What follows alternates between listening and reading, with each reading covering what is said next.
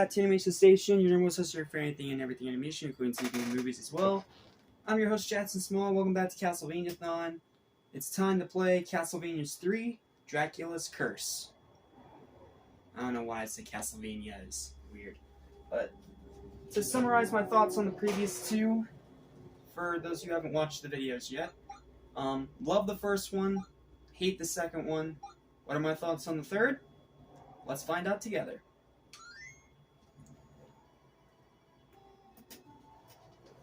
Alright, starts out with great music, so that's already a good sign, I'd say. We're gonna skip the intro movie, we don't have time for that.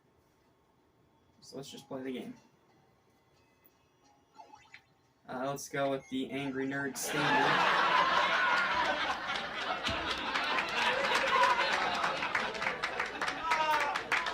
So, now we play as a new Belmont.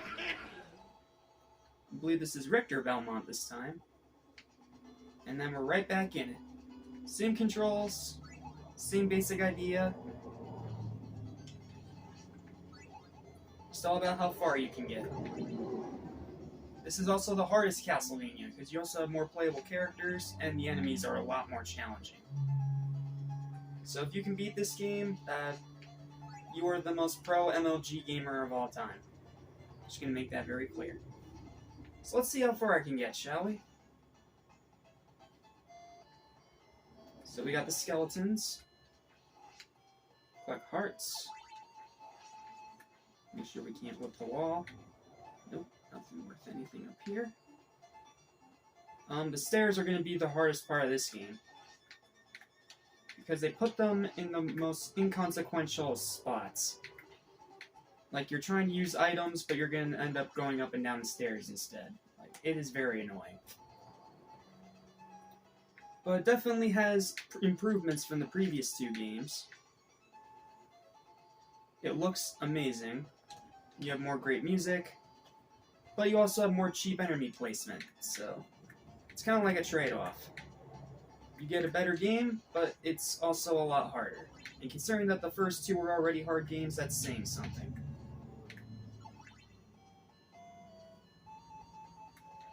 Yeah, I'm ready for you now, Mr. Bat. Ha. Also, keep an eye on your entire screen, because you never know where an enemy's going to be. I can't get that one. Okay, we're just going to keep moving. Up the stairs to the next screen. And we have a skeleton that throws bones. Okay.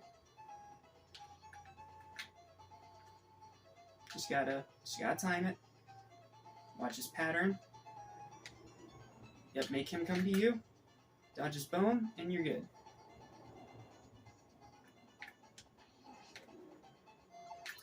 Remember, stock on as many hearts as you can.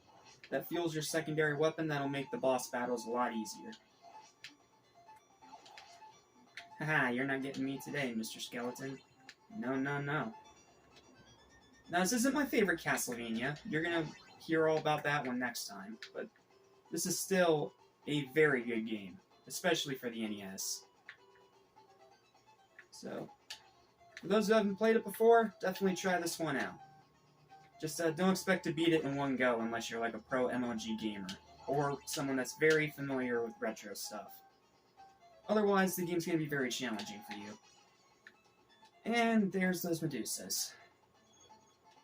Also, you gotta watch out for flipping platforms.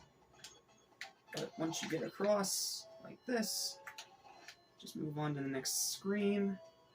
Try to lose as least amount of health as possible, and you should be okay. Then you have more new enemies down here. I can't remember what these ones do. I think they just respawn. Yeah. So just keep moving.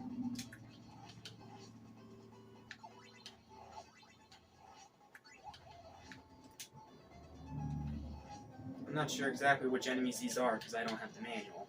So, anyone who knows the names of these enemies, let me know in the comments. So, we're doing pretty good so far. We're finding stuff pretty easily. But I can't go back. Yeah, I can't get that candle. Unless I can, like, walk and crawl. Oh! Hunchbacks. I forgot about these. Or destroy the blocks. Even better. There we go. Now we can get this candle. Now don't try to waste your secondary weapons on normal enemies, but if you absolutely have to, you have to. So just keep an eye on what you're doing, and you should be okay. But yeah, these hunchbacks are annoying. They jump all over the place.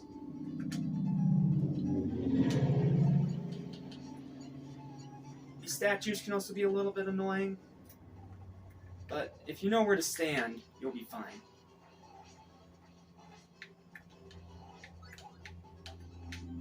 Upgrade my whip again, because I died, so I gotta try again.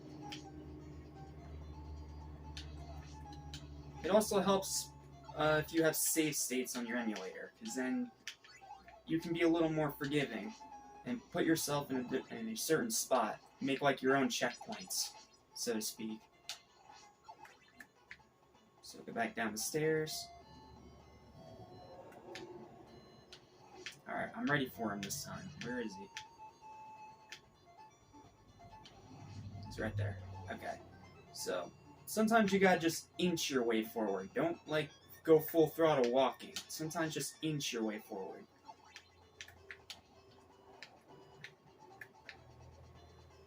Try to outrun him if you can.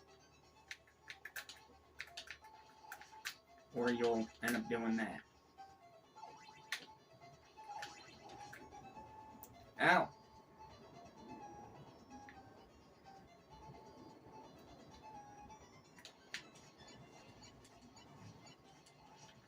There we go. The statues are a little annoying, but they're not horrible, as long as you know what you're doing. So, honestly, that's just the story of this entire game in a nutshell. If you know what you're doing, it's not too bad, but if it's like your first time, good luck. Yep, and then you're gonna get chased by enemies on both sides. So you gotta keep moving. Okay, these are zombies, because they're just rising out of their graves. Yeah, okay, I know what these are. Alright, boss time. Fighting a giant skeleton warrior. Let's get some space. Throw those...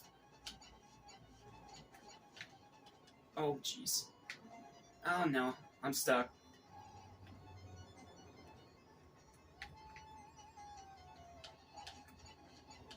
Come on. Yes! Beat him on my first try. And that's pretty much Castlevania-3. I was actually able to complete a level in this one.